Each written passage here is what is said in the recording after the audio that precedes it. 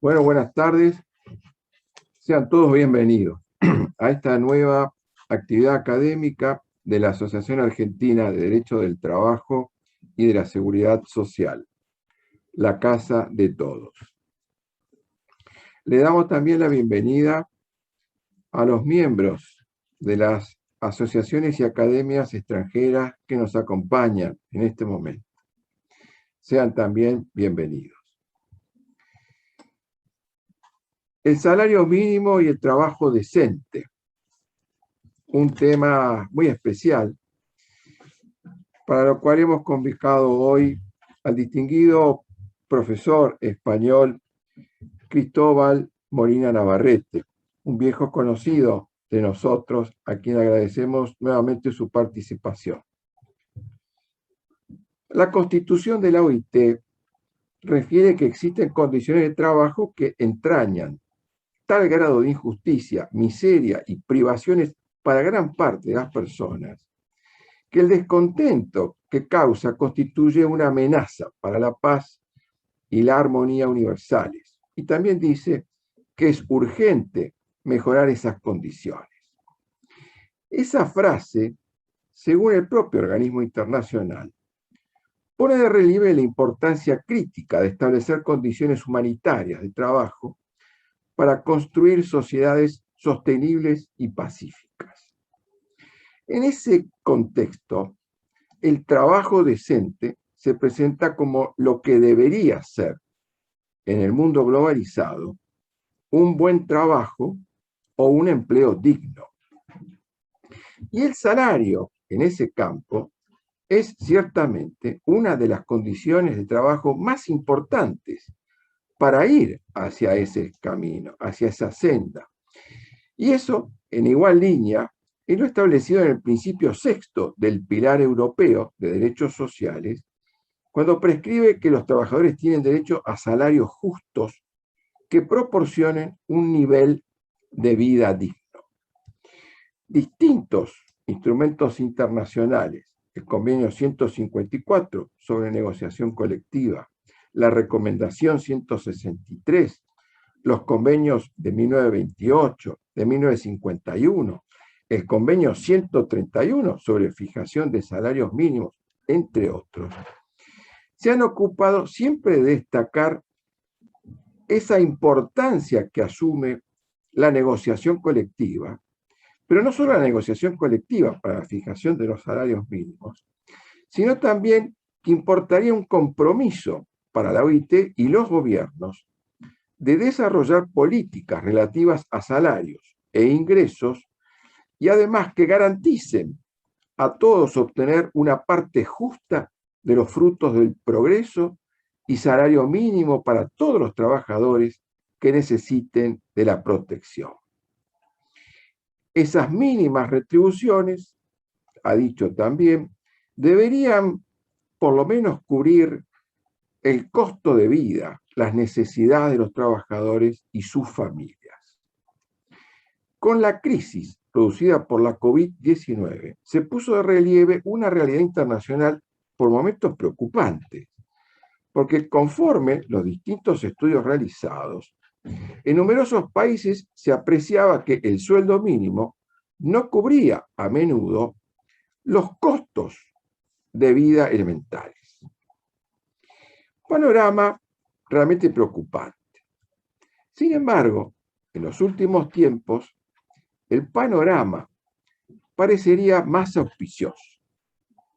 Para referirse precisamente a esta temática, y más específicamente al salario mínimo, el trabajo decente y las nuevas visiones en la Unión Europea, hoy va a disertar el distinguido profesor español al cual hemos invitado nuevamente y lo hemos molestado para por lo menos exponer una visión tal vez distinta.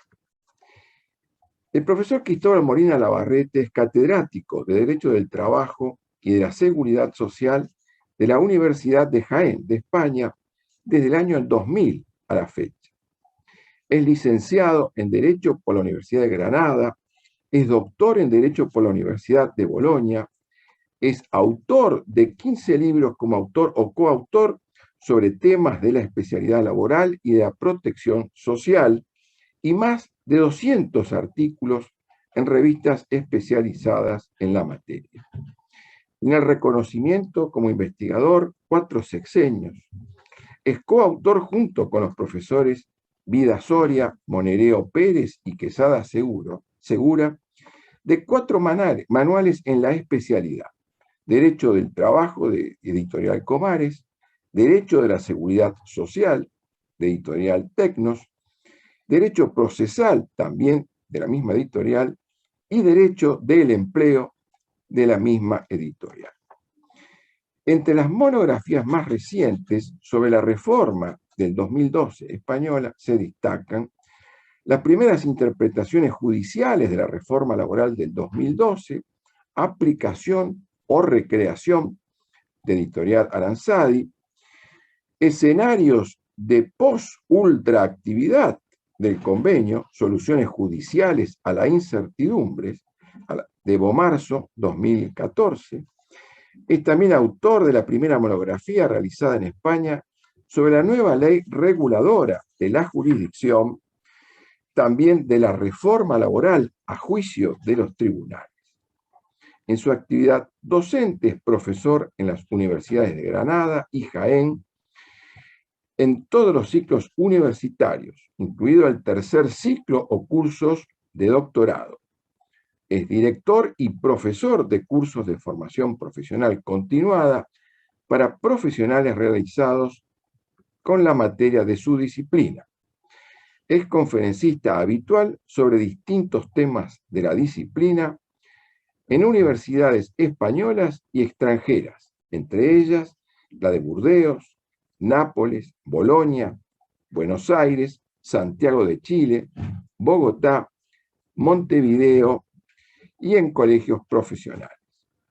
En su actividad profesional es árbitro laboral CIMA y CERCLA, es director del Observatorio de Riesgos Psicosociales de la UGT-CEC desde su creación, es director del Laboratorio de Observatorios de Riesgos Psicosociales de Andalucía desde su creación. Es miembro del Grupo Europeo sobre Violencia y Acoso en el Trabajo, creado en el marco del diálogo social europeo con el apoyo de la Comisión Europea.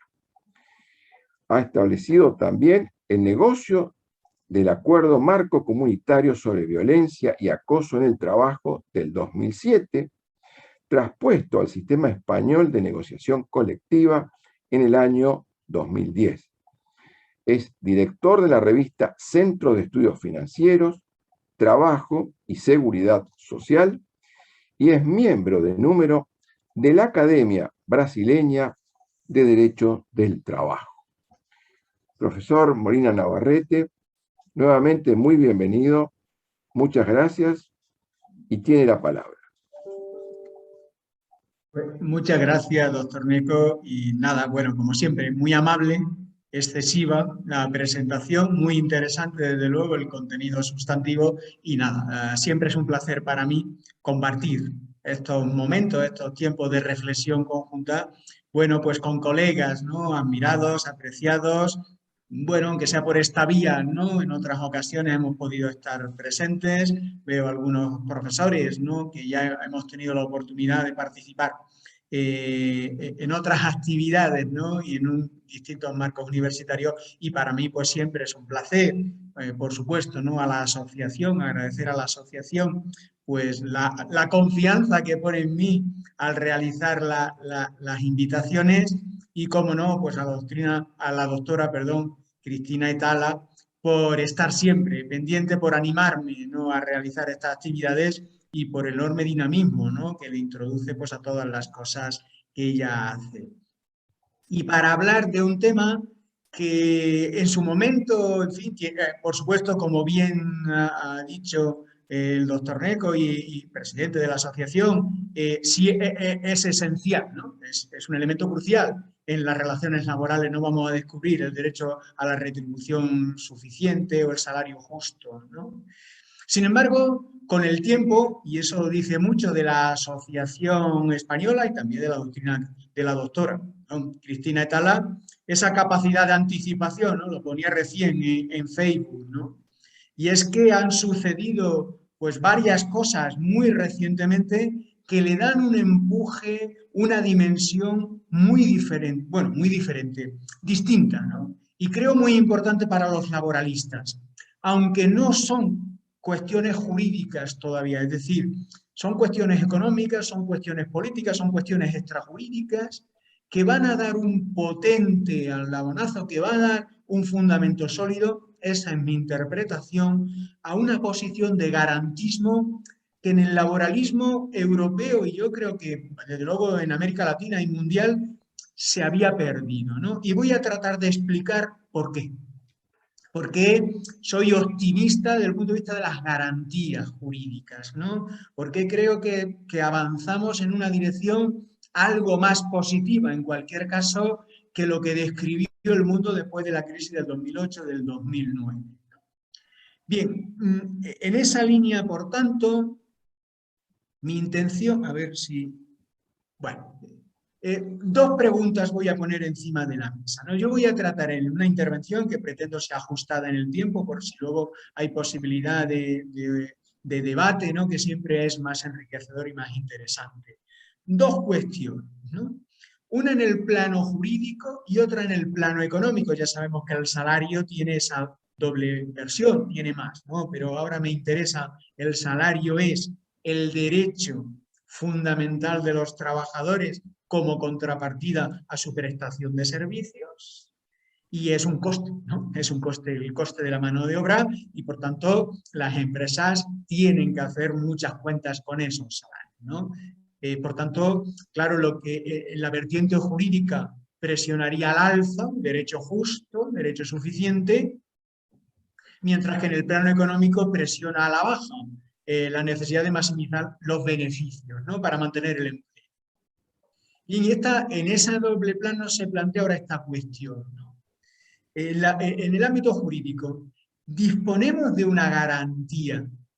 Atención, resalto este elemento de la garantía, ¿no?, porque en su introducción muy interesante el doctor Neco me ha venido muy bien, porque él ha hecho un repaso muy rápido pero muy preciso del marco internacional.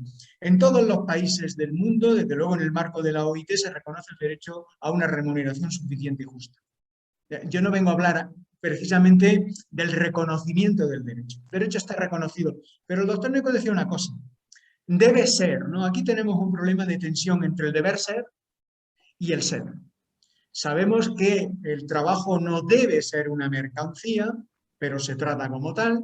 Sabemos que el salario tiene que ser suficiente, pero en la mayor parte de los países no es suficiente. La pregunta es, ¿disponemos de mecanismos actuales que permitan a mí, a un trabajador o una trabajadora, dirigirse a un tribunal de justicia y exigir ese salario, independientemente de que haya una ley en ese sentido?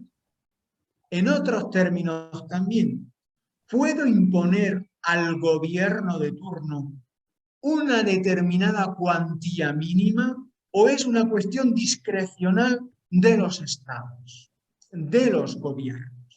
Hasta ahora, ni que decir tiene, que ha funcionado como garantía discrecional de los gobiernos o un espacio de la negociación colectiva, dígase Italia, por ejemplo, ¿no? Dígase Suecia o Finlandia, donde no quieren ni oír hablar de una garantía legal. De hecho, ahora lo comentaré. En el debate en Europa sobre una norma de salario mínimo se oponen. Pues son países importantes y de gran desarrollo: Suecia, Finlandia, Italia. No estoy hablando de los países de menor desarrollo. ¿Por qué? Bueno, pues porque entienden que no hay posibilidad de que, o no debería haber, ¿no?, un mecanismo de garantía que intervenga en el mercado. El mercado debe gestionarlo los interlocutores sociales, sindicatos y empresarios. Bien, del lado económico, ¿no? Esta es la cuestión, esta es la resistencia. Como el salario mínimo establece un coste significativo, los gobiernos se retraen. podemos desde otros ámbitos jurisdiccionales exigirlo como una garantía. Aquí hablo obviamente en el marco del garantismo de Luigi Ferrajoli, ¿no? Esa tensión entre el deber ser normativo y el ser sociológico. En el plano económico se dice, oiga, si usted sube el salario tiene un riesgo muy importante por encima de determinados niveles y es que va a perjudicar el crecimiento económico y por tanto el empleo. Dicho de otra manera, los salarios tienen que estar ajustados a precios de mercado, no ya solo para la competitividad, sino para la garantía del empleo. Otros, sin embargo, eso es lo que dice el saber neoclásico, esos son los economistas neoliberales o la economía neoclásica que se llama, ¿no? Sin embargo, otros dicen que es justamente lo contrario. Sin salarios adecuados, sin salarios justos, no puede haber crecimiento económico sostenible. Estas son las dos cuestiones básicas que resume todo el planteamiento, creo que los grandes temas que ahora mismo están de más actualidad en esta materia y que yo voy a tratar de acreditar, ¿no? Y para empezar a tratar de acreditar, dar una respuesta y que sirva de debate, las posiciones están muy enfrentadas, ¿no? La pregunta que ahí se pone son dos preguntas donde hay posiciones políticas, culturales, científicas de enorme resistencia, ¿no? Y donde hay, en fin, poco encuentro. Yo ahora voy a mostrarles dónde se están situando el gobierno de la Unión Europea, ¿no? Y determinados gobiernos, incluido el español. Y algunos tribunales de justicia y algunos órganos de garantía como el Comité Europeo de Derechos Sociales. Bien, les voy a contar dos cosas, ¿no? Dos datos muy recientes, estos han sido posteriores a que diseñáramos este tema, que ayudan mucho a resolver, ¿no?, en la dirección en la que yo les estoy planteando a ustedes. Primera gran cuestión mundial, global.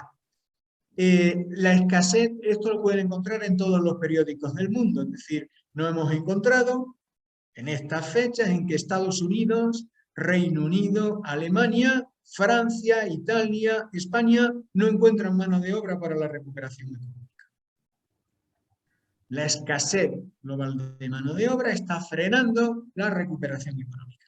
El primero en vivirlo ha sido Reino Unido con el famoso Brexit, le faltan más de 100.000 camioneros, más de 700.000 personas en la construcción, no tienen carniceros, es decir, sectores tradicionales.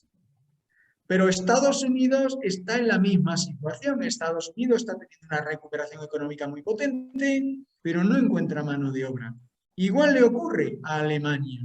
Ahí he puesto una imagen de los camioneros, son como el sector, ¿no? Porque, claro, además ahora en Navidades es un sector muy importante, el sector logístico, ¿no? ¿Quién lleva? ¿Quién va a llevar los productos? Recuerden que Europa es muy dependiente, sobre todo de China. Se están planteando problemas no solo de suministro, sino de mano de obra, ¿no? Primera cuestión. Ahí le he puesto el Financial Times, podría encontrar 200 titulares como estos, ¿no? Otro muy interesante, la pospandemia revienta el mercado laboral europeo. Son literales, ¿eh? Si ustedes tienen la curiosidad de meter exactamente esas palabras ahora mismo en Internet, en Google, en un buscador, los encontrará de inmediato. Revienta el mercado laboral. Por tanto, tenemos un problema. ¿Y cuál es la solución? Miren aquí qué interesante. Qué interesante, porque ¿qué es lo que dicen economías liberales? No estoy diciendo economías de izquierda, socialistas, no, economías liberales. Bueno, yo he hecho ahí una composición de Biden y de Clinton, ¿no? Ustedes recordarán que hubo una frase muy famosa de Clinton que dicen que está en las razones. Cuando él se presentó a las elecciones, George Bush, padre, tenía todas las de ganar. Tenía todas las de ganar porque había ganado la guerra del Golfo Pérsico, tenía una política exterior muy potente, pero soltó esta frase, ¿no? Lo de es la economía, estúpidos, ¿no? Le dijo, oiga, América necesita una renovación importante y un crecimiento económico que ahora mismo no tiene, porque si no va a ser superada por China. ¿Qué dice Biden hoy? Dice Biden, pagarles más. Es decir, cuando le dicen al presidente norteamericano, oiga, ¿por qué no encuentran los empresarios trabajadores? Les dicen, pagarles más. Bueno, yo me he permitido construir ambos, son los dos demócratas, ¿no? Y me he permitido construir esta frase, ¿no? Pagarles más. Es la economía social de mercado, estúpidos, ¿no? Es decir, es la economía de mercado. Mire usted, la mano de obra se ha deteriorado tanto en su precio que ya no está dispuesta a aceptar determinados empleos. Y eso está frenando el desarrollo económico. Pero no me quedo aquí. Saben ustedes que hace unos días se ha dilucidado, se ha determinado el Premio Nobel de Economía. Y se lo han dado a tres economistas de distintos países, uno de Canadá, otro de Estados Unidos y otro holandés de Países Bajos, pero los tres trabajando en universidades norteamericanas, ¿no? Qué raro, ¿no? Bien, ¿por qué los traigo a colación? Porque es muy interesante para los laboralistas, ¿no? Oye, si son economistas, porque hacen estudios del mercado de trabajo. Han premiado a economistas que estudian el mercado de trabajo. Y uno de ellos, que además va a recibir la mitad del millón de euros que es el premio, ¿por qué ha sido premiado? Pues ha sido premiado por probar, por acreditar metodológicamente, científicamente, que incrementar los salarios mínimos no destruye. Luego se lo contaré brevemente, ¿no? En España hemos tenido un debate muy potente, se produjo en Alemania en el 2015, cuando Merkel, que ahora abandona la presidencia, Merkel decidió dar un giro radical de 180 grados en Alemania. Alemania es el país, como ustedes saben, es la economía más potente de Europa, con diferencia muy superior a la del Reino Unido, desde luego superior a Italia, Francia y desde luego España, y no tenía salario mínimo. No tenía salario mínimo. ¿Por qué no tenía salario mínimo? Por lo que les estoy diciendo, porque entendían que eso era una injerencia en los mercados de trabajo. Que ya se entendían las patronales y los sindicatos. El sindicalismo es potente en Alemania, como ustedes saben. No tan potente como en los países nórdicos, pero tiene bastante presencia. Merkel decidió cambiar esa situación y dijo: es necesario establecer un salario mínimo. Y entonces hubo unas críticas.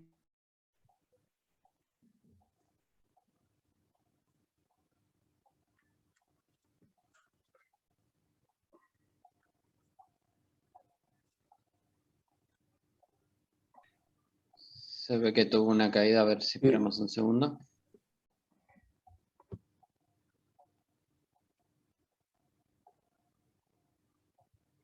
¿Por qué se dijo que eso? Ha tenido un problema de conexión, profesor Cristóbal. Sí, ¿se me oye ahora? Ahora sí, perfectamente. Hay que estar con el wifi. Pido disculpas, es lo que tienen las nuevas tecnologías. Bueno, esperemos que pueda seguir. Bien, como decía, el premio Nobel se ha dado para demostrar algo que ha generado una enorme polémica. De hecho, se lo decía, el Banco de España ha hecho recientemente un informe donde se dice que la subida del salario mínimo en 2019, que se hizo por el nuevo gobierno, habría perdido más de 100.000 puestos de trabajo, ¿no? En fin, todas afirmaciones que no están probadas.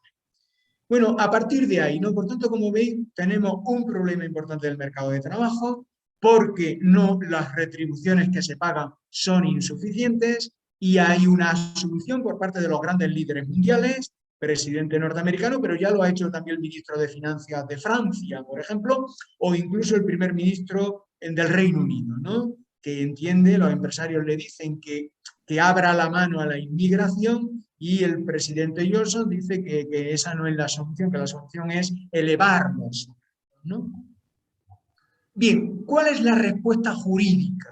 ¿Cuál es la respuesta jurídica de la Unión Europea a esas tensiones y a esos conflictos? Bueno, ahora mismo se está debatiendo, ya hay una propuesta por parte de la Comisión Europea, que viene a ser el Ejecutivo, ¿no? El Gobierno, y el Consejo en el Parlamento Europeo, aunque viene del año pasado, ¿no? de mediados del 2020. Ahí he resumido las 4 ideas que creo importantes para responder a las 2 preguntas que hice en su momento, ¿no? La Unión Europea se plantea lo siguiente, dice: tenemos una situación inaceptable. No hay salario mínimo, eso deteriora el mercado, se hace competencia desleal entre los distintos estados. Esto ni responde al modelo social europeo, ni nos va a permitir un crecimiento económico sostenido en el tiempo. Bien, y entonces plantea la necesidad de un salario mínimo europeo. Claro, ustedes se pueden imaginar, claro, Europa aquí son 26 estados. Y claro, imaginen lo que es, por ejemplo, Rumanía, a lo que puede ser Alemania, Francia, Italia. Es decir, los países del este, por ejemplo, o los países del sur y los países del norte. Hay diferencias abismales, ¿no?, en desarrollo económico. Claro, ¿cómo fijamos un salario? Los salarios no son competencia de la Unión Europea, son competencia de los estados. Fijar los salarios es una competencia de los estados. No hay un marco comunitario, pero la Unión Europea dice, necesitamos ese marco. El doctor Neco hacía referencia al pilar, ¿no?, de derechos sociales, pero el pilar de derechos sociales no es vinculante, es una recomendación, no es una norma vinculante, y por tanto los estados lo siguen o no. Bien, entonces la Unión Europea se plantea ese objetivo. Primero, porque, como les decía, hay unas diferencias enormes, muchas diferencias. Cuando hay diferencias enormes entre unas fronteras y otras, ¿qué ocurre? Que se produce el dumping social. Muchas empresas contratan a trabajadores cercanos para pagarle los salarios de su país y, por tanto, hacer o competir por precios muy bajos. Esto ha generado ya bastantes problemas en el ámbito de la Unión Europea, con sentencias de la justicia, salvo que tengan interés especial, no aludiré a eso. Pero sí les cuento el problema. Si les cuento el problema, que es un problema mundial, ¿no? El dumping social, la competencia desleal por precios vinculado a los bajos salarios. Y además, hay diferencias cuantitativas. Luxemburgo puede tener por poner $2.000 de salario mínimo, mientras que Letonia puede tener 300. Por tanto, como pueden ver ustedes, hay más de 20 veces de diferencia. Eso es muy difícil de organizar. Bien, pero hay otro problema. Y es que hay países que no tienen salario mínimo. Y países importantes, Italia, Austria, Chipre más pequeño, Suecia, Dinamarca, Finlandia. Como les decía, estos países se niegan a que haya esa intervención en el mercado de trabajo, porque entienden que no forma parte de su tradición, de su cultura, de su ordenamiento jurídico. Y por tanto supone una perturbación potente que perjudica su desarrollo económico y social, porque entienden que ellos ya garantizan ese número. Por ejemplo, Italia. La teoría del salario justo, de la jurisprudencia italiana, que está vinculada fundamentalmente a la negociación colectiva, ¿no? Aunque hay algunas sentencias que avanzaron en la garantía jurisdiccional. Claro, tercera cuestión que me parece muy importante y que enlaza muy directamente con la primera pregunta en el plano jurídico que les hice. ¿Puede haber un salario mínimo garantizado de tal manera que se le puede imponer incluso al legislador? Dicho de otra manera, el derecho fundamental a un salario justo tiene como garantía un quantum mínimo por debajo del cual se estaría violando el derecho y se puede exigir jurisdiccionalmente. La directiva europea, la propuesta de directiva europea dice sí. ¿Y cuál es? Lo fija. El 60% del salario medio del país. Podría ser el 65, el 58 o el 73, ¿no? Esta es una convención, ¿no? Es decir, oye, ¿hay algún lado que diga que es el 60%? Sí. La jurisprudencia del Comité Europeo de Derechos Sociales, ¿no?, que vendría a tener un papel no similar a su Corte Interamericana porque no es un tribunal de justicia propiamente, pero sí es el órgano de garantías de un tratado internacional muy importante en Europa, que es la Carta Social Europea. No, en fin, no me detendré mucho en esto por no consumir mucho tiempo, pero quizás sea importante reseñar que no conviene confundir la Unión Europea, que es la parte más mercantil, son solo 26 estados, y el Consejo de Europa, o Europa, ¿no?, que son 47 estados. Como ustedes ven, hay unas diferencias notables. El Consejo de Europa es un organismo más social, más garantista, frente a la Unión Europea, que es un organismo más económico, más de gobernanza económica, más mercantil, más preocupado por crear un mercado interno, ¿no?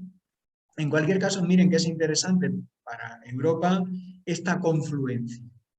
La Unión Europea ha dicho, ¿cómo podemos fijar nosotros un contenido objetivado al derecho a una remuneración suficiente? Y se fija en la Carta Social Europea y en la doctrina jurisprudencial del Comité Europeo de Derechos Sociales, que lo viene fijando en el 60% del salario medio del país de referencia. Como ustedes ven, no todos los países, por tanto, tendrán el mismo salario mínimo en Europa. ¿Por qué? Pues porque, lógicamente, el salario medio alemán o el salario medio español o el salario medio en Letonia, en Rumanía, en Bulgaria, en Hungría, en Francia, no es lo mismo. Pero la proporción, la relación, sí, oiga, el 60%. Esto es muy interesante. ¿Por qué? Pues porque yo puedo ir a un tribunal, yo puedo ir directo, yo trabajadora, puedo ir a un tribunal de justicia y decir, en mi país se niegan a subir el salario mínimo.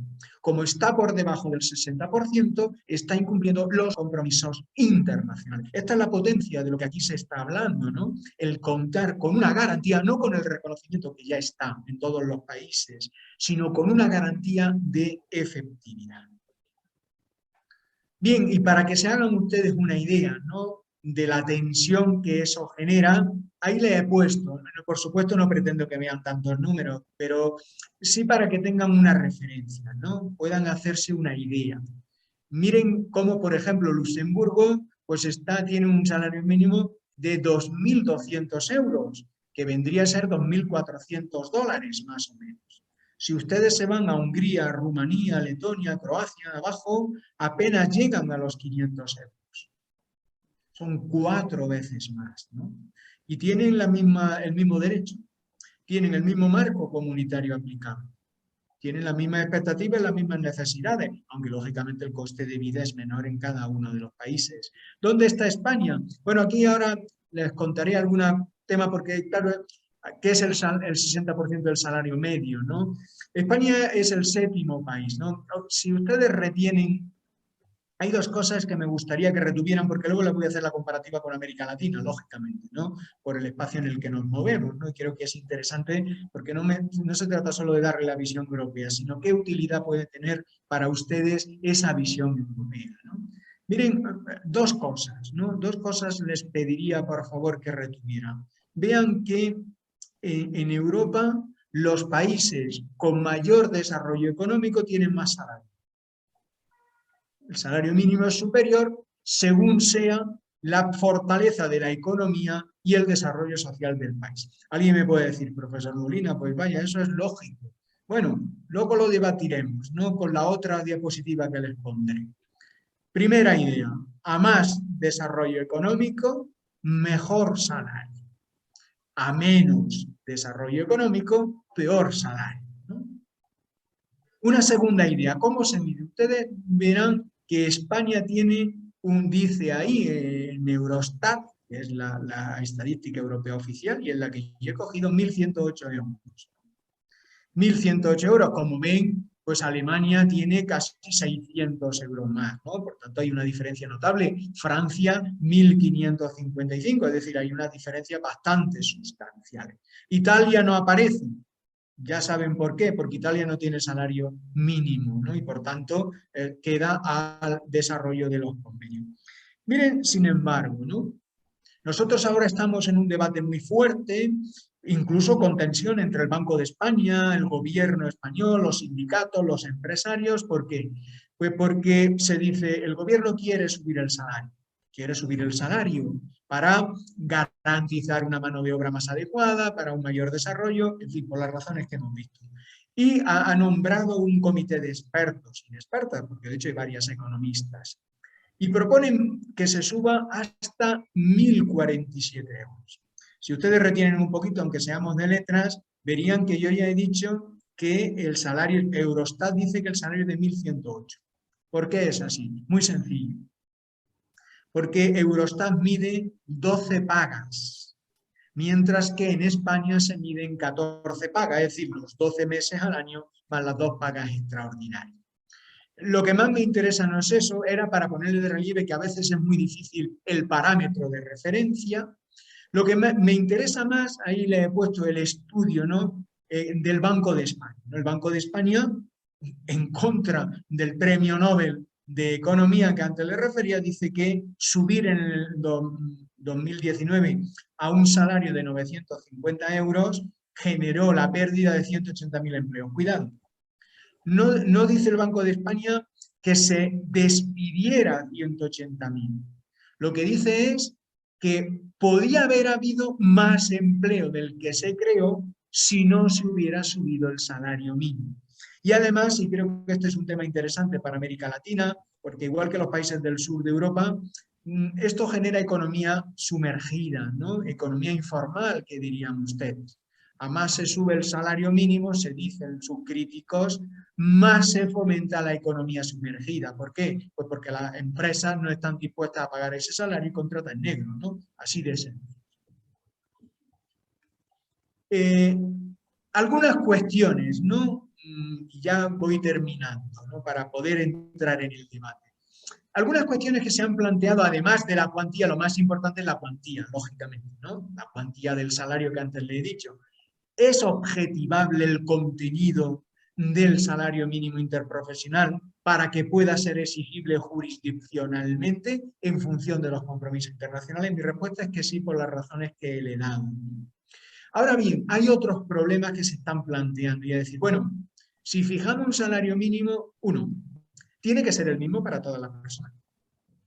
Esta es una segunda cuestión. ¿Por qué? Porque se ha dicho, hombre, el salario mínimo perjudica sobre todo a los trabajadores menos cualificados. Si son los trabajadores menos cualificados, ¿esto qué significa? Que si subes el salario, como antes le comentaba, vas a perjudicar a los más perjudicados, es decir, vas a frenar el empleo de trabajadores no cualificados, con lo cual los va a llevar a la economía sumergida. Primera cuestión, por tanto, más vale se dice que tengan un salario bajo a que no tengan un salario reconocido oficialmente porque no tendrán protección por desempleo, no tendrán protección de seguridad social, el Estado dejará de recaudar, ¿no? Primera cuestión. Y entonces se pide la posibilidad de que pueda variarse en función de determinados colectivos o de determinados territorios. Por ejemplo, la patronal en España ha pedido que en aquellas regiones con menor desarrollo económico, con menor nivel de vida, no se suba tanto el salario. Bueno, aquí hay un debate muy potente, muy fuerte, porque la propuesta europea es que existan esos salarios diversificados. En el Parlamento Europeo lo rechazan y por tanto ahora están ahí en ese rifirrafe, ¿no? Sí al salario diversificado o no. Y hay otra cuestión muy significativa desde el punto de vista jurídico. ¿El salario mínimo debe admitir deducciones o no? Dicho de otra manera, ¿el salario mínimo interprofesional puede ser embargable? O debe ser inembargable, es decir, como es un derecho de subsistencia, no puede tener deducciones, retenciones ni embargos. La propuesta de la Comisión Europea es que sí lo tenga. Siempre que, lógicamente, no suponga un deterioro importante del nivel de subsistencia del trabajador. De nuevo, sin embargo, en el Parlamento Europeo lo rechaza. Ya saben que en la Unión Europea hay una tensión muy fuerte entre Comisión, Consejo y Parlamento.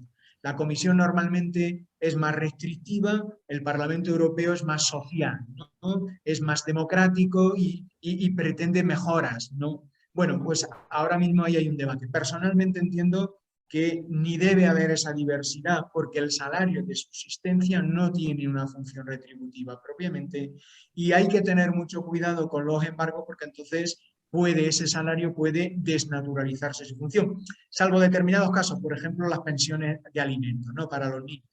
Cuando un padre y una madre tienen hijos, se divorcian y tienen la obligación de mantenerlos, en ese caso es obvio que es preferible, ¿no? Es preferente el derecho del niño, del hijo, a la subsistencia a la del padre, ¿no? Y entonces tendrán que ser los tribunales los que establezcan esa ponderación. Bien, y termino con Latinoamérica. Ahora, este debate, ¿no? Este debate que les estoy diciendo que hay ahora mismo en la Unión Europea y que están en los tribunales y que yo creo que es muy positivo y que va a terminar con un refuerzo de las retribuciones en la línea de lo que se pide en otros países.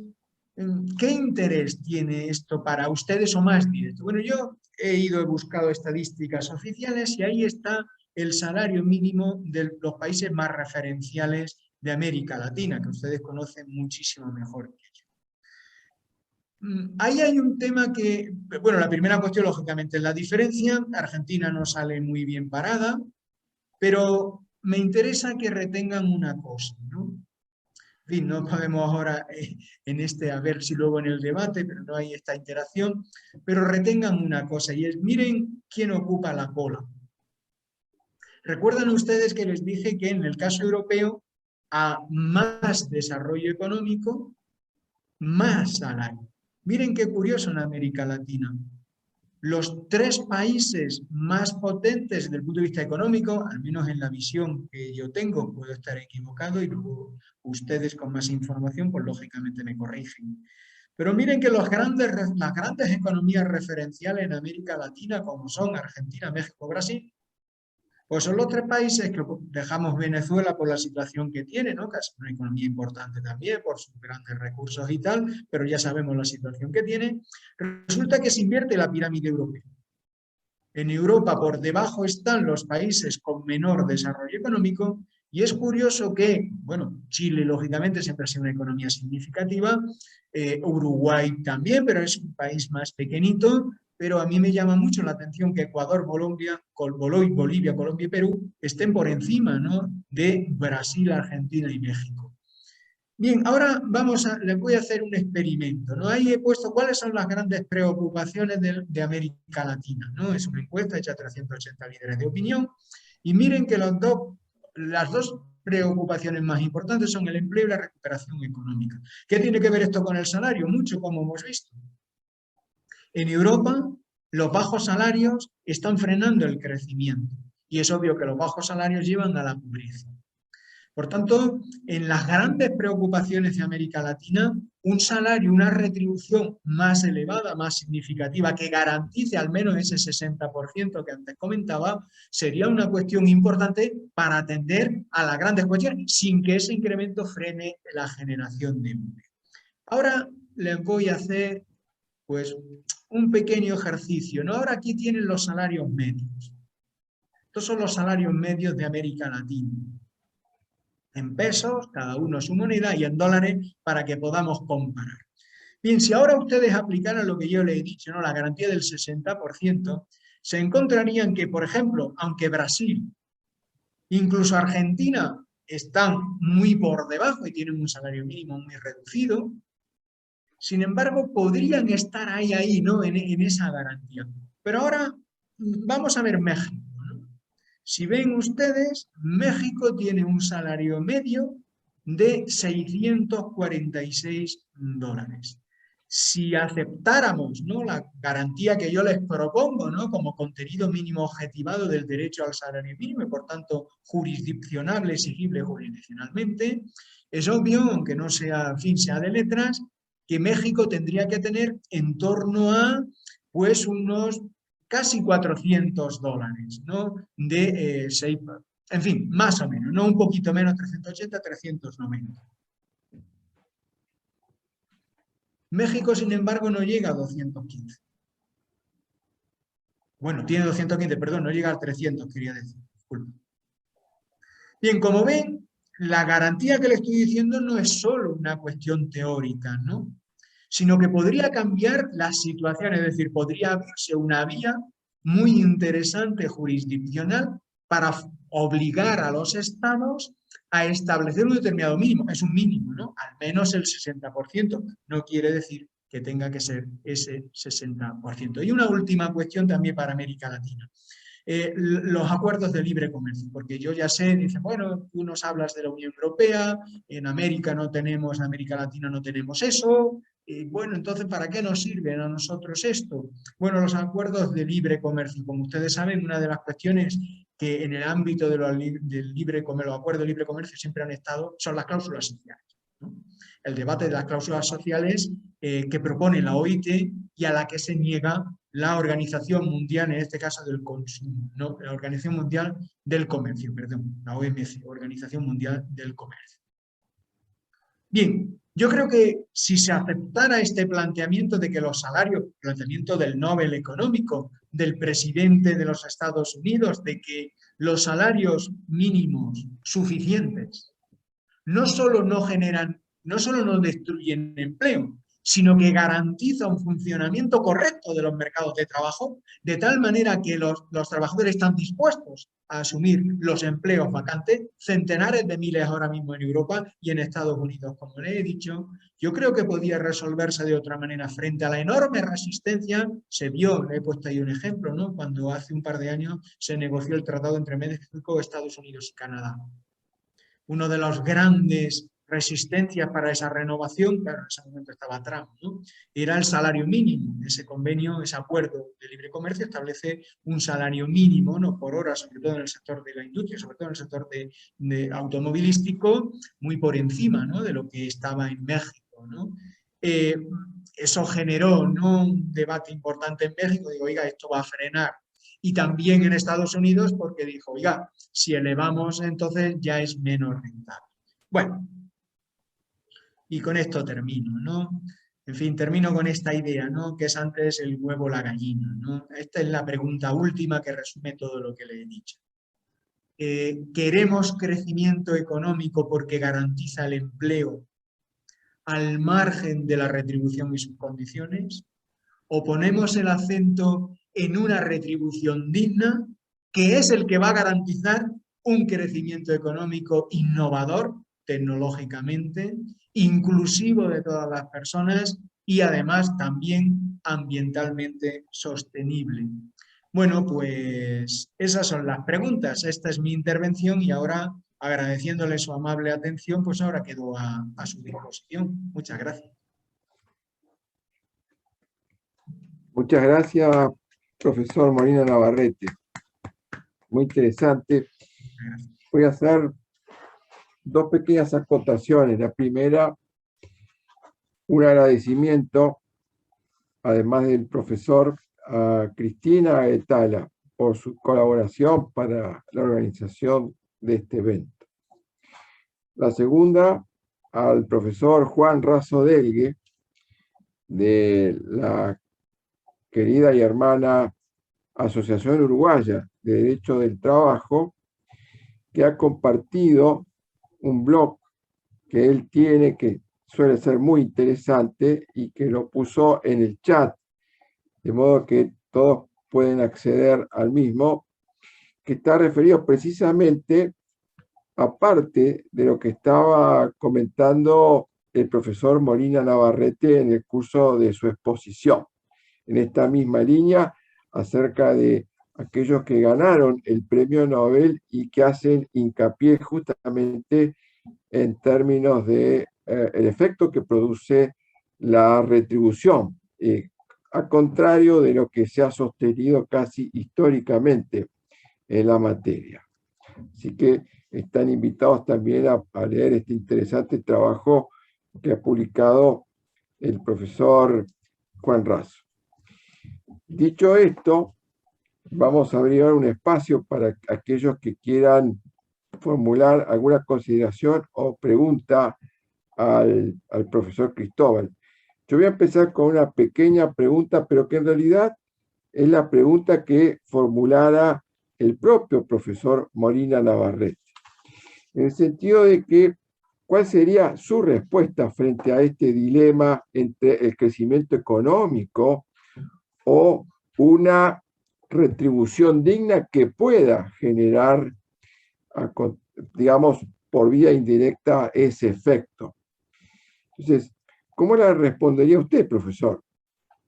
Bueno, aunque, en fin, es una pregunta, ¿no?, complicada, pero yo creo que por lo que he comentado, e incluso creo que hay ahora un consenso, esto es lo más importante. Cuando yo hablaba de Biden o de Boris Johnson, no estoy hablando de presidentes de gobiernos socialdemócratas. Estoy hablando de presidentes de gobiernos liberales, ¿no? Todos sabemos que los demócratas norteamericanos no son la socialdemocracia. Pueden ser más comprometidos socialmente que, lógicamente, el Partido Republicano, pero son liberales, ¿no? En economía son liberales.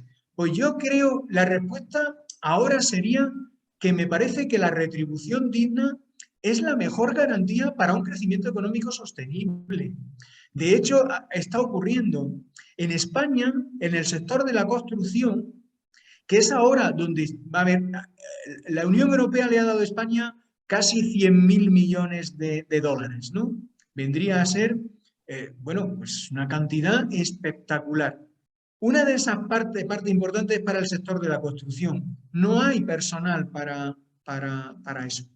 Y estamos hablando de salarios. Yo he dicho que el salario mínimo en España es en torno, si se ponen 12 pagas, 1.100 y algo. Si se ponen 14 pagas, 965. Estamos hablando de salarios de 3.000 euros, que vendrían a ser unos 3.200, 3.300 dólares, ¿no?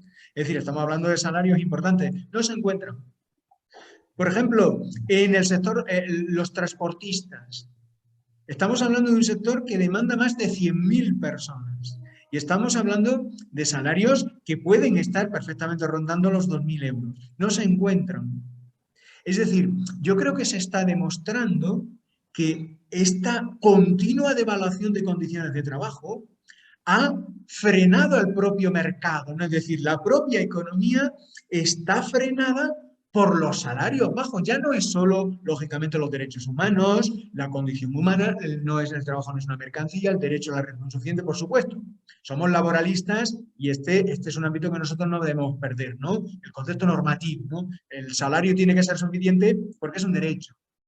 Pero incluso aceptando el discurso económico, creo que hemos ganado esa partida, ¿no? Junto a los economistas institucionalistas, se pone de relieve que un crecimiento económico basado en bajos precios es insostenible a medio y largo plazo. Es lo que ha pasado. La crisis del 2009 en Europa se resolvió devaluando los salarios. Como no tenemos competencia los estados en política monetaria porque la tiene la Unión Europea, no podemos devaluar la moneda. España no puede devaluar la moneda, Francia no puede devaluar la moneda, Alemania no puede devaluar la moneda cuando tiene un problema, como hace, por ejemplo, Argentina, ¿no? Cuando tiene problemas, de oiga, yo conservo el poder monetario. Luego eso tendrá otros problemas, como ustedes conocen muchísimo mejor que yo, pero tienen ese remedio. En Europa, en los estados de Europa no tienen. ¿Qué tienen? El salario. Como yo decía, el salario no es competencia de la Unión Europea, sino de cada Estado. Y lo que se hizo desde 2008 hasta prácticamente hoy ha sido devaluar los salarios. Y ahora no hemos topado cuando estamos en un momento de recuperación económica tras la pandemia, que ahora no podemos subir porque no hay trabajadores que puedan ocupar el empleo. Al menos así lo veo yo, ¿no? Por las razones, lógicamente, que pongo encima de la mesa. Muchas gracias, profesor. Le voy a dar ahora la palabra al doctor Julián de Diego, que ha pedido la palabra, así que adelante, por favor, Julián. Muchas gracias. Muchísimas gracias, profesor Molina Navarrete. Fue muy claro, muy ilustrativa su exposición y fuente de muchas reflexiones. Usted dijo con toda serenidad, que comparto, que el salario tiene que ser suficiente, porque el salario no es una picardía o un accidente del mercado, ¿no? Es una necesidad que cubre necesidades básicas. Sin embargo, en el mercado moderno sigue creciendo la teoría de que la suficiencia del salario tiene que estar ligada a la competitividad.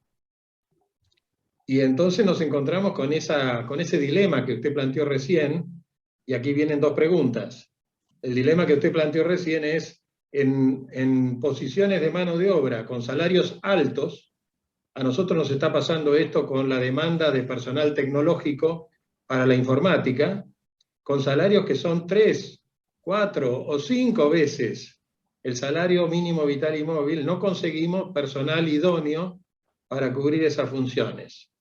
Y por el otro lado ha crecido, sobre todo por efecto de la pandemia y de la crisis que se ha vivido en muchos aspectos en Latinoamérica, ha crecido la pobreza y ha crecido la distancia entre la persona que está capacitada y entrenada por el mercado y por la educación para poder ser competitivo dentro de un marco de empleabilidad, palabra tan útil que ha creado la doctrina española, y entonces lo que ha perdido el trabajador es empleabilidad. Entonces ahí vienen las 2 o 3 preguntas que le quisiera hacer, profesor Molina Navarrete. La primera es que el salario mínimo vital y móvil, si bien responde al principio de suficiencia, podría ser un elemento que afecte muy negativamente en el mercado. Por ejemplo, en Latinoamérica se sabe que cuando el salario mínimo vital y móvil es muy alto, y han habido épocas donde se fijaron salarios mínimos muy altos en Argentina, por ejemplo, crece la economía clandestina. O sea, el que ve que tiene que pagar un salario muy alto desde el punto de vista legal, con todas sus implicancias, ¿no? O sea, las cargas sociales, los impuestos al trabajo, y todas las connotaciones que tiene que ver con el derecho laboral, se encuentra con un costo que no puede soportar y entonces se refugia en la economía clandestina. Esto pasa mucho en las pequeñas empresas, no pasa tanto en las empresas más grandes. Segundo tema que me gustaría alguna reflexión suya es, si el salario mínimo, cuanto más alto es, más hay refugio en la economía clandestina, ¿no deberíamos propiciar el salario interprofesional como una salida alternativa, es decir, el salario de los convenios, en lugar de fijar el piso del salario mínimo? Y la última pregunta, y no lo quiero fastidiar con tantos interrogantes, estimado maestro, pero yo, por suerte y por obra de mis relaciones con mis ancestros, tengo muchos vínculos con España y estoy en contacto con muchos distinguidos colegas españoles y empresas españolas. Y hemos encontrado algunas malformaciones del mercado que no tienen nada que ver con esta aspiración de tener un salario mínimo vital y móvil o un salario mínimo digno.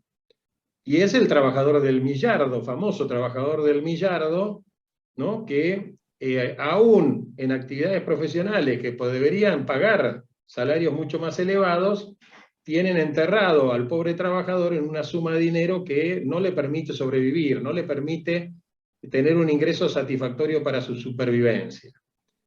Y da la impresión de que si uno coloca un salario mínimo interprofesional alto, no está garantizando que ese salario se cumpla. Porque en la clandestinidad hay muchísimos, miles de trabajadores en España que cobran un salario muy, muy por debajo del salario mínimo, y es una suma de dinero absolutamente imposible e insatisfactoria para la supervivencia.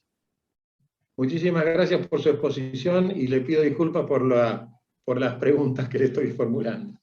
No, nada, un placer, nada, muy amable y muchas gracias. Bueno, voy a intentar, ¿no?, ser sintético y porque claro, son complejas, ¿no?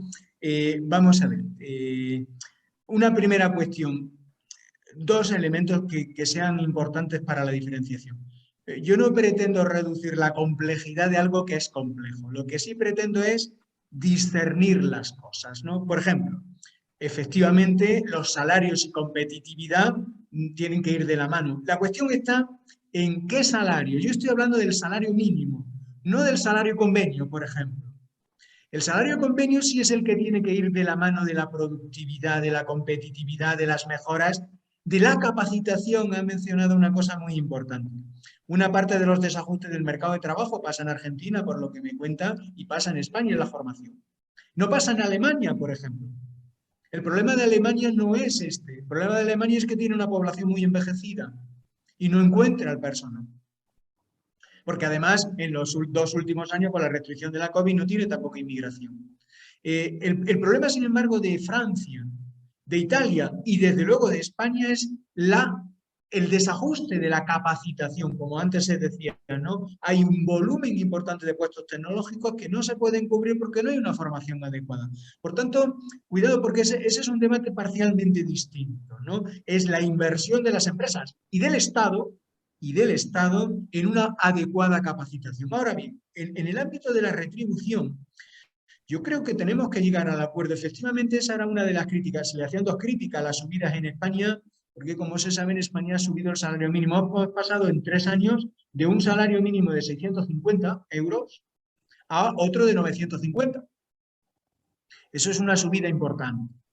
Nuestro salario mínimo, sin embargo, no es muy elevado, como hemos visto, es el séptimo. No es el primero, el segundo, el tercero, el cuarto. Es decir, estamos ahí, ¿no? En la tabla de los que interesan, ¿no? No en la tabla de los que no interesan. Por ejemplo, como no interesa, sin ser despectivo, quiero decir, porque no son economías desarrolladas. Hungría, Bulgaria, Rumanía, Letonia. Ese no es el marco español, el marco referencial español, como entiendo que el marco de Argentina o el marco referencial de Brasil o México no puede ser Colombia, con el debido respeto, ¿no? Es decir, hay que aspirar a aquella economía más potente, no aspirar a los inferiores, ¿no? Bien, por tanto, en esa línea decía, se le hacían 2 críticas. Una era el que destruía empleo en esa subida, y otra, justamente la que aquí se decía, que crecía la economía sumergida. Recordemos que en los países del sur de Europa tenemos un problema significativo de economía sumergida, ¿no? de mercado negro, a diferencia de los países nórdicos, que apenas lo tienen, o Alemania. Pueden estar en torno al 8 o 10%, nosotros estamos en torno al 20-22%, casi el doble. Sé que en América Latina pueden estar en torno al, ustedes me corrigen, ¿vale? Si me equivoco, claro, en torno al 30%, en algunos países más, quizá en algunos menos, ¿no? Bien, ahora, ¿qué debe ser el salario mínimo? Y aquí es donde viene la garantía. El salario mínimo es un salario de equidad, no se decía, y enlazo con la tercera cuestión. El salario mínimo tiene que cumplir una función de sostenimiento de aquellos trabajadores que, bien porque no tienen convenio colectivo, bien porque no tienen la capacitación suficiente, no tienen poder contractual. No tienen poder contractual para poder negociar una mayor formación, una mayor cualificación, un mayor progreso. No tienen esa capacidad. Y además, porque claro, ha puesto de referencia un salario alto, pero eso, como bien sabe, es un concepto jurídico indeterminado. ¿Qué es un salario alto? Lo que yo trato de trasladar, y ahora ya en sentido más jurídico, es ponerle contenidos objetivados a ese alto. Por ejemplo, ¿qué sería un salario alto? Pues el que esté por encima del 60% del mínimo, salario mínimo alto, el que esté por encima del 60% del salario mínimo, del salario medio. Claro, si no llegamos a esos consensos, si no llegamos a esos acuerdos, nosotros mantendremos salarios de miseria, como bien comentaba. En España está creciendo, tenemos ya un 15% de trabajadores pobres. Un 15% de trabajadores pobres, es decir, personas, como todos sabemos, que aunque trabajan, necesitan de rentas del Estado para poder sobrevivir. Esto es un tema que me parece también muy interesante, que no he sacado, lógicamente, porque son muchos, pero que creo que puede tenerse también en cuenta. Este tipo de salario genera unos enormes costos para las arcas públicas, porque no vas a dejar que la gente se muera de hambre. ¿No? Este es un, bueno, no, espero que no, claro, es un compromiso mínimo que tienen los distintos estados. Eso significa que tienes un coste en políticas pasivas que, si lo traduces en ese salario, no solo mantienes y mejoras en equidad, eso está súper demostrado, que un salario razonable lo medimos en el 60% como garantía de exigibilidad, ese salario mejora la equidad. Al mejorar la equidad, mejoras el ascensor social. Mejoras, por tanto, también el poder contractual de esos trabajadores. Y a medio plazo puedes reducir esas enormes desigualdades que, como bien decía, se presentan. ¿Qué ocurre? El otro espacio de relación productividad-competitividad debe ser salario-convenio. Los convenios colectivos, con ese salario, con ese suelo potente, tendrían mayor capacidad los sindicatos para negociar con los empresarios, que a su vez los empresarios le dirían, oiga, la contrapartida de ese salario es la capacitación y el horario flexible, la posibilidad de adaptar, por ejemplo, cuando vengan situaciones críticas, o, por ejemplo, la polivalencia funcional, ¿no? Es decir, romperíamos otras reglas aristotélicas del derecho del trabajo, unidad de profesionalidad, unidad de tiempos. Este es el compromiso de la parte laboral, ¿no? El compromiso de la parte empresarial debería ser esos salarios ya más elevados. Ya no hablamos de salario mínimo, ya no hablamos de subsistencia, ya hablamos de salarios en el sentido decente más potente del término, ¿no? Es decir, salario, incluso, antes lo mencionaba el doctor Neco, salario justo, ¿no? Ahí ya hablamos de justicia del salario. Pero una cosa es el salario justo y otra cosa es el salario mínimo. El salario justo debe corresponder al nivel de contraprestaciones que yo aporto. El salario mínimo debe ser la garantía suficiente para cubrir esas necesidades. No sé si he avanzado o lo he liado más, pero en fin, he procurado discernir porque creo que son dos niveles distintos para la negociación y para el desarrollo de las relaciones laborales. Salarios mínimos y salarios convenios, ¿no? Que por seguir la distinción que has hecho, que me parece muy, muy adecuada y oportuna para esa distinta función. Muchas gracias. No, Muchas gracias, profesor. No sé si hay alguna otra persona que quiere hacer alguna pregunta o comentario. Lo único que le pido es que levante la mano. Si no, bueno, la veo a la doctora, al doctor, Susana. a la doctora Susana Treviño, perdón. Doctora Treviño, adelante, por favor. Tiene que habilitar el micrófono. Ahí está. Bueno, buenas tardes. Adelante. Buenas tardes, muy especiales a Cristóbal, que desde ya, como siempre, excelente. Un placer, Susana. Excelente. No, desde ya. Toque el tema que toque, ¿no? En un término, en una terminología más coloquial. En este caso, un tema que no es menor, todo lo contrario, que está directamente relacionado con la parte económica. Y simplemente quería hacer una muy breve acotación cuando hizo esos parámetros, mostró esos cálculos, esas estadísticas, realmente resulta bastante doloroso, y lo digo como persona que es ciudadana argentina, en el momento y en el lugar en que está situado Argentina con respecto al salario. Que no es menor, y que considero que independientemente de los índices estadísticos, en la realidad de los hechos cada vez está más devaluado en una economía que está a los tumbos, a mi entender, y no solamente por la pandemia. En una situación en donde se habla de una reforma laboral con respecto a indemnizaciones y demás, que también, a mi entender, sería nefasta para los trabajadores y trabajadoras, que sería motivo de otra discusión. Pero este tema que planteó Cristóbal con respecto al salario, ¿no? El salario de convenio, el salario justo, el salario digno, el salario decente, eso considero que son términos que deben revalorizarse, porque en la mayoría de los casos, y sobre todo de América Latina y de Argentina particularmente, hay una enorme diferencia entre el salario mínimo vital y móvil, lo que se gasta diariamente en canasta familiar, y el salario digno, el salario decente dentro de los parámetros de la OIT. Y eso no es menor en un país que, a mi entender, reitero nuevamente, está padeciendo una situación económica sumamente escabrosa y alarmante. Nada más que eso. No, bueno, nada, Susana, como siempre, un placer, nada.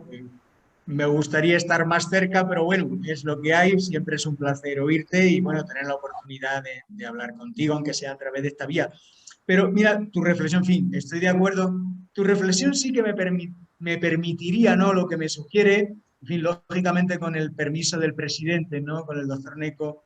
Yo les preguntaría a ustedes, ¿no? En vez de preguntarme a mí, porque esto que a mí me ha sorprendido mucho, porque en los países europeos, como decía, a más desarrollo económico, la economía más potente tiene más salario mínimo. Sin embargo, me ha sorprendido, no lo sabía, no había hecho este estudio, lógicamente, antes. En América Latina es al revés. Las que se suponen son las 4 economías más potentes, están a la cola. No sé, no sé, a mí me sorprende, ¿no? Como europeo, quizás, no sé, desde el otro lado igual no, pero es sorprendente cómo es posible que la economía más desarrollada tengan los salarios mínimos más reducidos, ¿no? Hay ahí una cultura y una tradición legislativa. Antes no se me decía que efectivamente hubo un tiempo en el que los salarios mínimos eran mayores en Argentina. No sé, yo me permitiría preguntarles, en fin, lógicamente si tienen interés, si no lo podemos debatir en otro. Porque a mí me dejó muy descolocado, ¿no? Yo ya sabía, no sabía todas las cifras, yo ya sabía que en Europa, pues los países más importantes, por ejemplo, está Francia, está Alemania, no está Italia, porque Italia no tiene salario mínimo, pero los salarios garantizados desde la negociación colectiva están por encima, ¿no? O sea, Italia no es un país que tenga una protección, un salario muy reducido, ¿no? Aunque tenga colectivos también de pobreza, en fin, y está creciendo como en España o en Francia, ¿no? Claro, que en América Latina no ocurra que Brasil tenga un salario, digo por no hablar solo de Argentina, lógicamente, pero bueno, por un espacio más amplio. ¿Cómo es posible? Cambio, veo el profesor Raso, está Uruguay, está Chile, ¿no? Chile, siempre hemos sabido Chile, pues ha sido una economía, es un país pequeño, pero es una economía significativa, ¿no? Con lo cual, en el caso de Chile, no me sorprende, pero, en fin, asumiendo mi ignorancia, ¿no? Es decir, pero Perú, Colombia, Bolivia, no sé, es como si en la lista que les he ofrecido, por cierto, que si quieren la presentación yo se las mando, por si tienen, porque me parece que ahí puede haber algunos datos de interés, ¿no? Está disponible perfectamente, si así lo tienen a bien. Es como si apareciera Bulgaria, Hungría, insisto, o Polonia, son países en desarrollo, y no quiero yo desmerecer a nadie, pero por situarnos lógicamente, ¿no? ¿Cómo es posible? No puede aparecer Hungría, Bulgaria, Polonia en los salarios más. De hecho, no es así, ¿no? Así aparece en Eurostat. Bueno, no sé si eso merece alguna reflexión. Tiene alguna razón que a mí se me escapa, ¿no? Que seguramente es así, ¿no?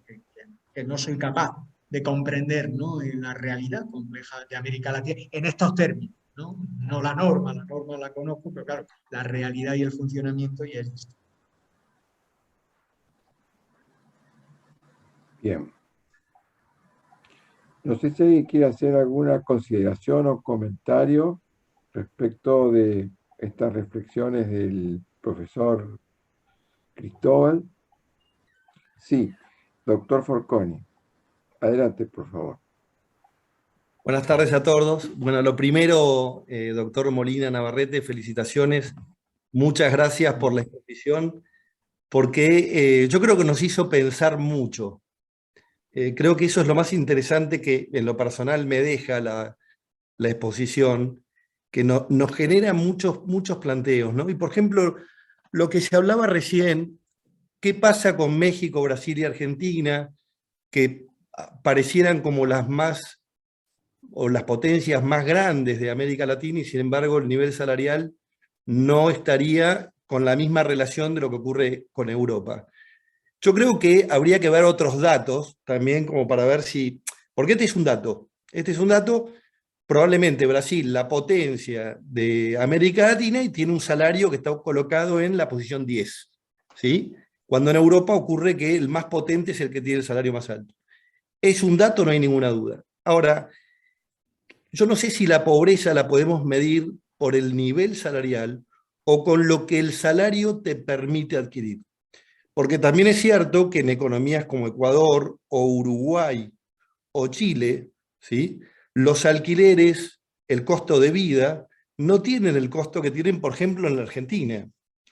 Entonces, es relativo si es el importe, en este caso, los 200 y pico de dólares de nuestro salario mínimo, ¿sí?, con respecto a los 600 que pueden tener, o los 400 que pueden tener otros, o lo que ese salario le permite a un argentino o a otro ciudadano de otro país de la región ¿sí? Vivir dignamente, ¿sí? Se alcanza. Yo me quedé con una imagen de todas, y que agradezco toda la información, porque fue muy nutritiva, pero el huevo y la gallina es muy descriptivo. Si es primero el huevo o la gallina, ¿no?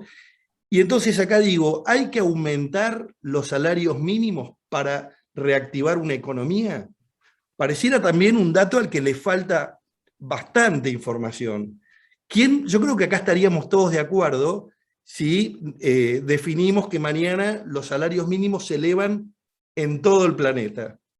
Pero yo me pregunto, ¿se podrían pagar? ¿Generarían empleo? ¿Generarían desempleo? ¿Generaría aumento en los precios?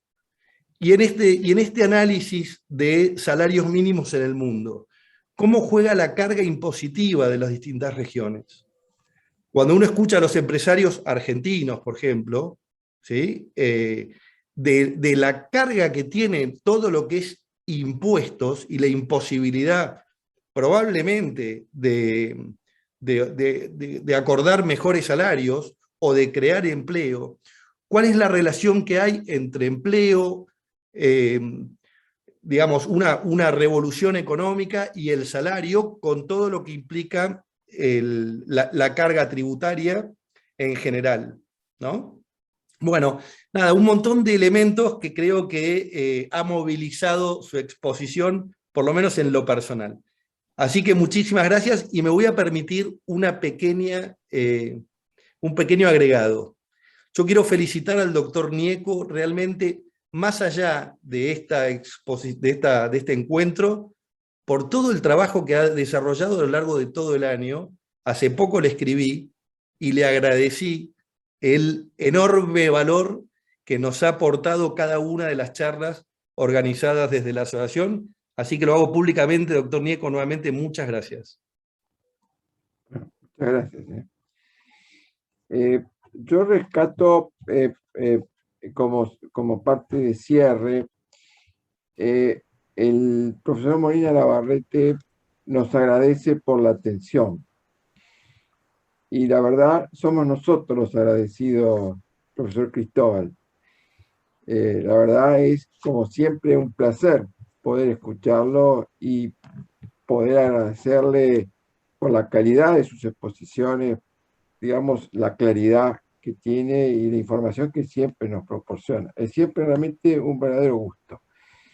Estos antecedentes de información que usted recién mencionaba serán también bienvenidos para poder ser distribuidos. Nosotros generalmente los subimos a la página de la asociación y los ponemos a disposición de todo aquel que quiere ingresar. Es un ingreso libre a la página de la asociación, de modo que aquellos que incluso no pueden a veces estar en la conferencia, pueden verla después, y generalmente ocurre, muchos por razones de trabajo no llegan, no pueden hacerlo, y entonces lo ven directamente desde nuestra página. Así que con todo gusto recibiremos este gentil ofrecimiento suyo y lo divulgaremos en consecuencia.